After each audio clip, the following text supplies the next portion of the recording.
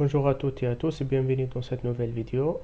Dans cette nouvelle vidéo, nous allons apprendre comment utiliser MySQL avec Spring Boot.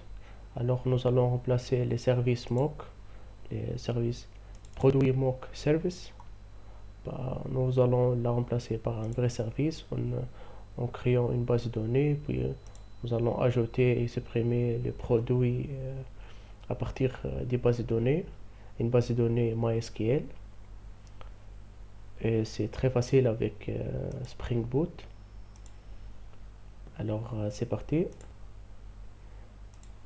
D'abord, on peut utiliser pour installer une base de données MySQL, on peut directement télécharger et download MySQL Connect, MySQL ou utiliser WAMP Server parce que WAMP nous va donner une interface graphique pour accéder aux bases de données et gérer les bases de données graphiquement.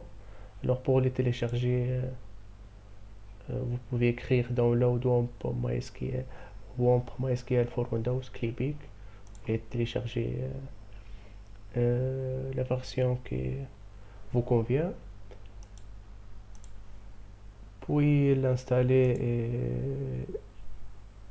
et l'exécuter. Après, cliquez sur cette icône et Start All Service. C'est ça. Si il doit être coloré en vert, sinon s'il reste orangé, alors il y a un problème. Pour les résoudre, on peut avoir plusieurs problèmes, mais le plus souvent c'est d'essayer d'installer et de réinstaller les services. Par exemple, pour MySQL, on clique Install Service et puis on clique sur le bouton ici.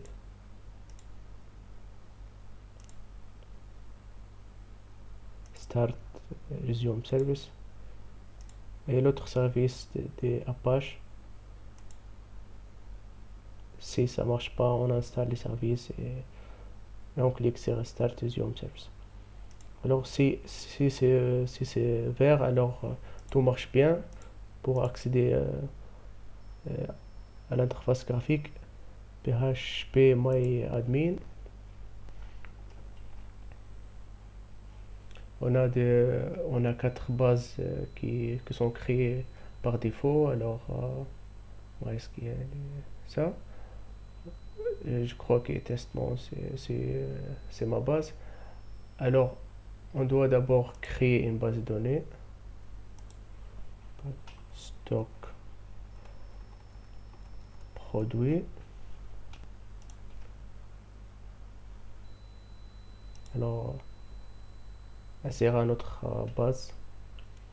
Elle est vide. Puis, on crée comme d'habitude notre branche.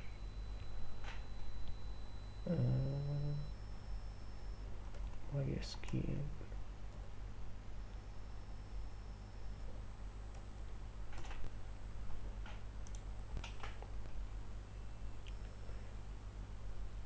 Alors, dans les fichiers pom.xml, on ajoute les dépendances.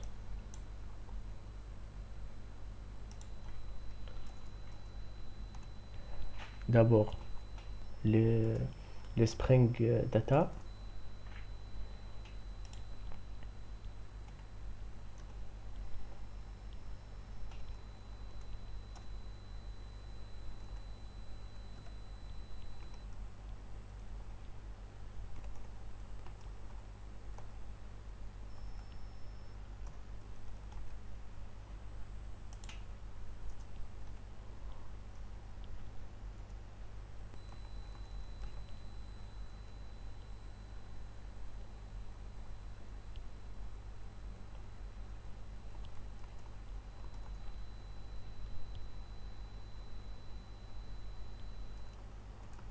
Data GPA.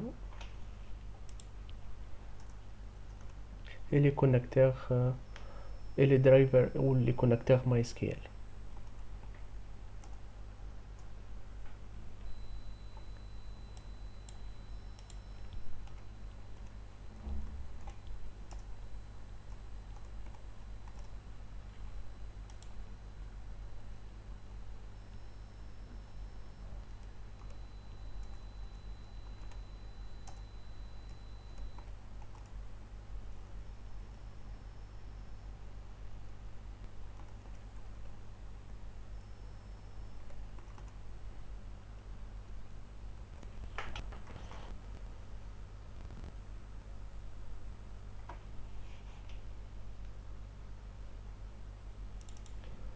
Puis on doit ajouter la notation entity à notre entité produit.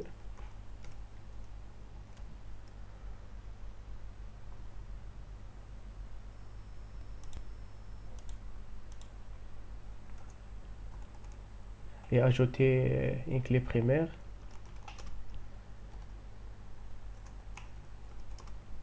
ID qui sera générée automatiquement. Ajoute la notation ID.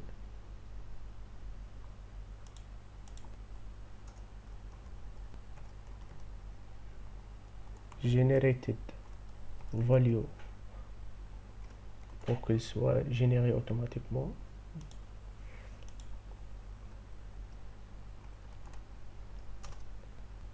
Stratégie égale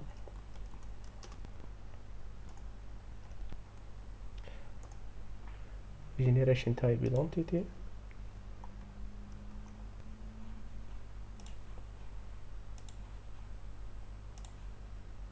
On ajoute les getter et setter pour l'ID.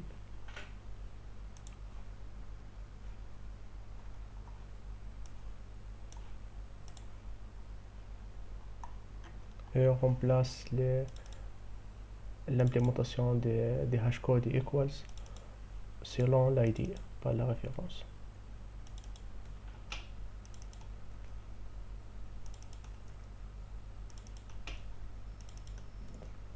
Et comme ça, des objets ou des instances des produits sont égaux si ils ont la même clé, la même ID.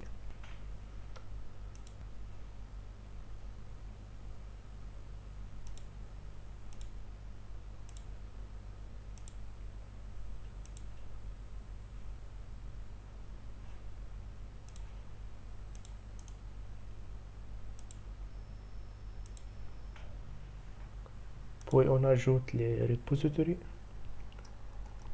produits,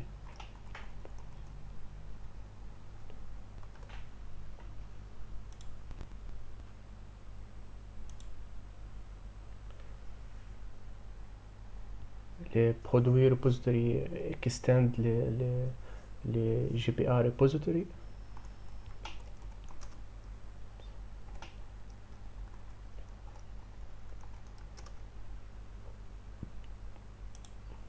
On remplace T par l'entité produit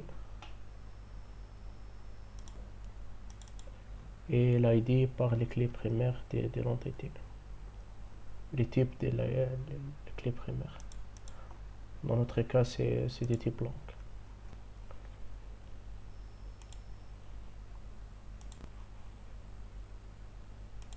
Et puis, on crée un autre service, pas un mock service, mais un service qui va utiliser les repositories.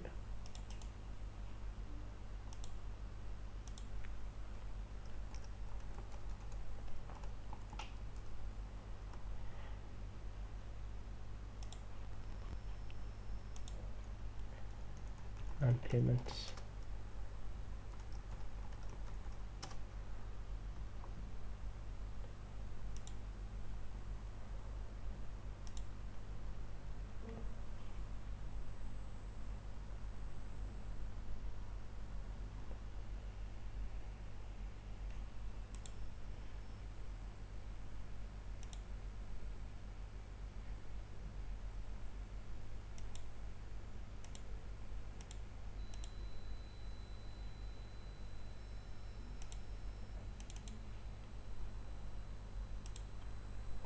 les déplacer au repository.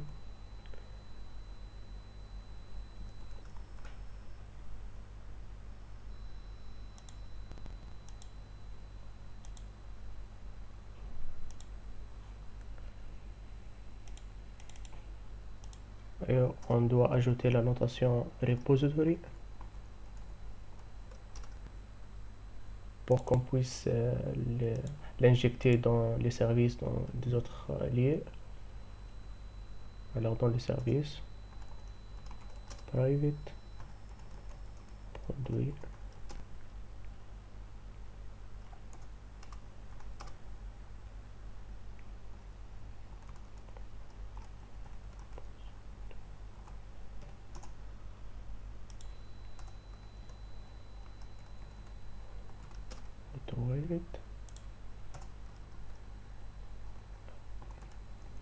service,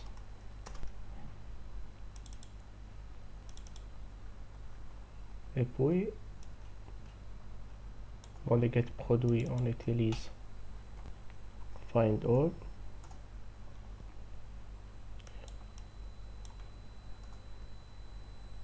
pour les add produits on utilise save,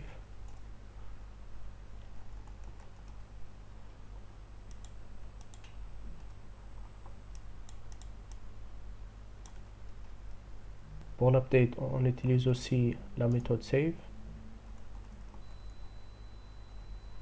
Mais la différence entre les deux, c'est que pendant l'ajout, on n'a pas la clé primaire à la valeur nulle, mais dans update, la clé primaire a une valeur différente des nuls. Pour ça, par ça, il fait la différence. Et pour la suppression des produits, on crée un produit.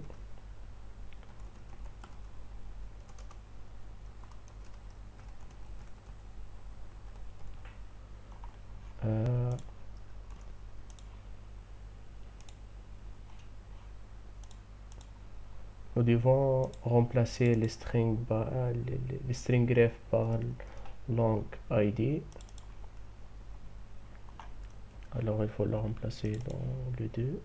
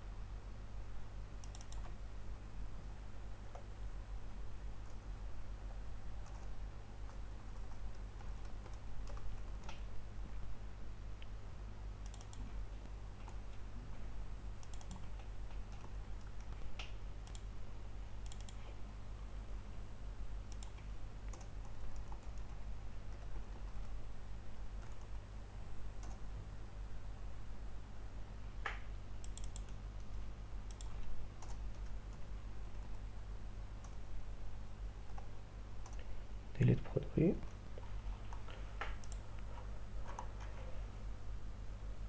Et puisqu'on a deux services qui implémentent les mêmes interfaces, produit service, alors dans le contrôleur, ça peut créer un problème. Pour les résoudre, on ajoute la notation primary au service qui utilise les produits repository pour qu'elle soit prioritaire. Primary.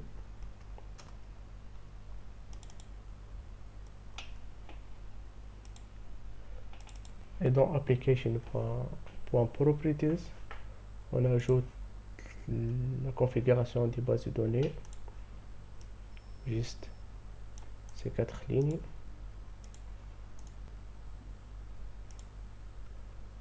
On remplace db exemple par le nom de notre base de données, stock, et les noms d'utilisateurs. Quand on utilise WAMP server, par défaut, le nom d'utilisateur c'est root et le password est vide.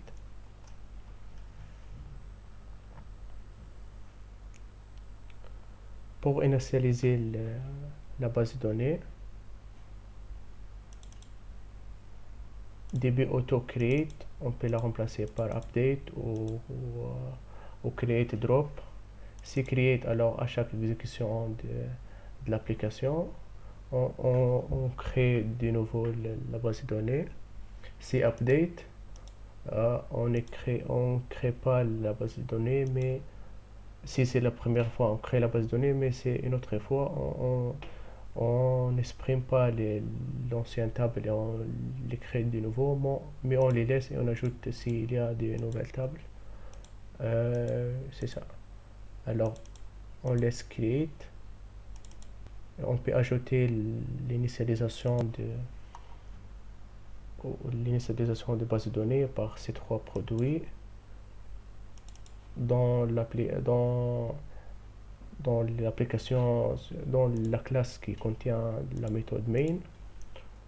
On ajoute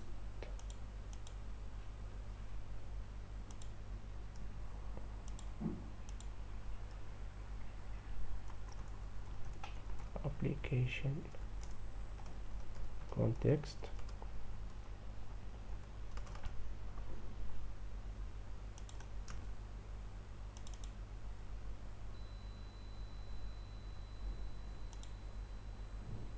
on utilise ça.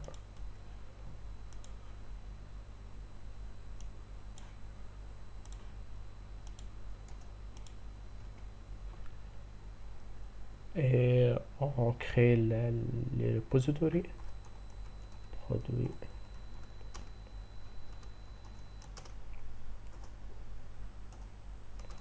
égale à context.getBean par classe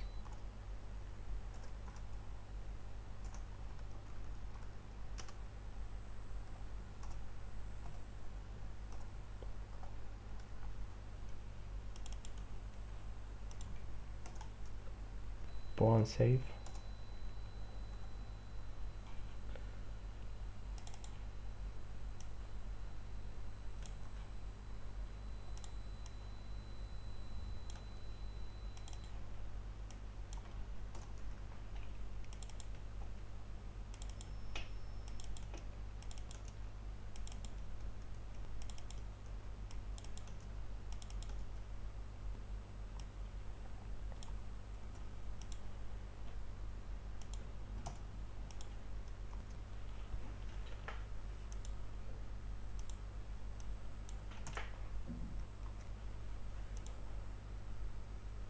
Alors on exécute notre application.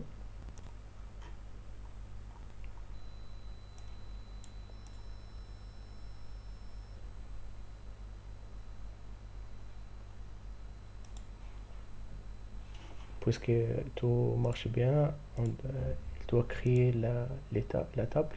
Alors il a créé la table. Elle est initialisée aux trois produits. La structure des tables.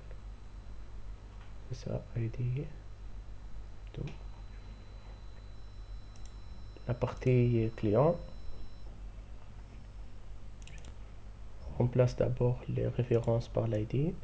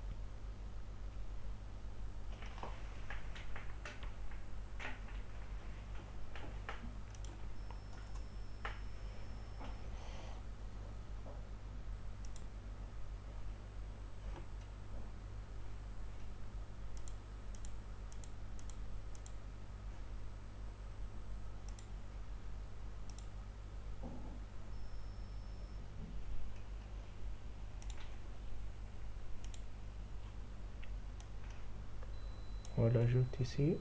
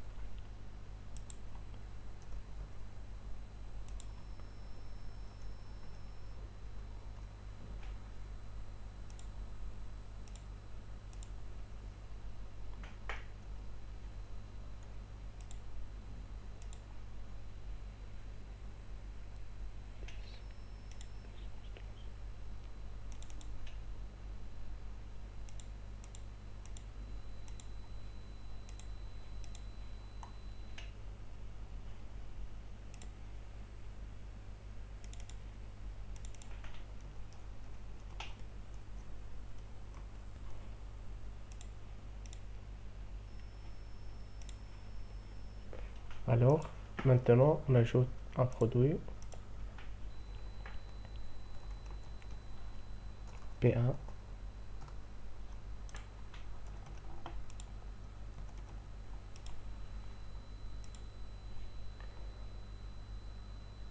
On modifie les livres.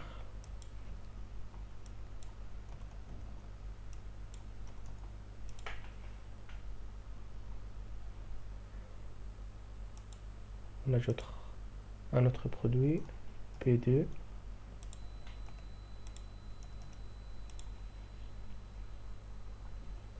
On supprime les PD.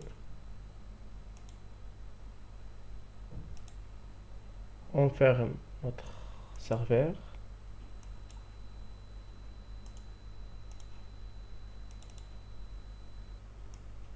Et puisque l'initialisation est faite,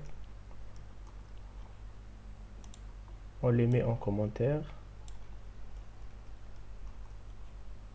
Et on change les DDL auto par update.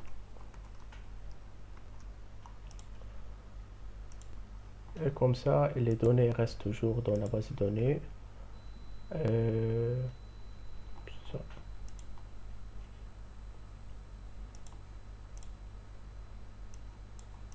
Et comme ça, les données restent persistées dans la base de données pour toujours.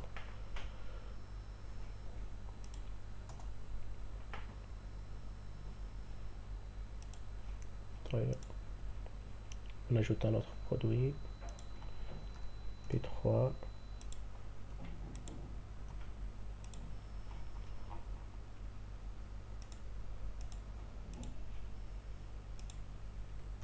On ferme les clients.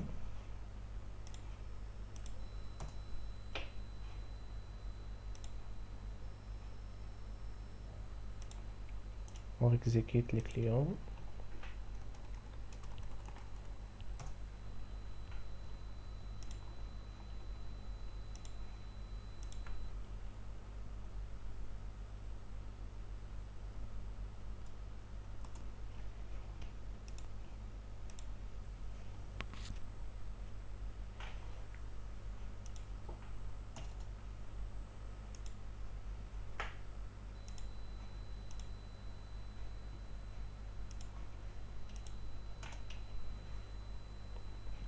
Donc c'est ça.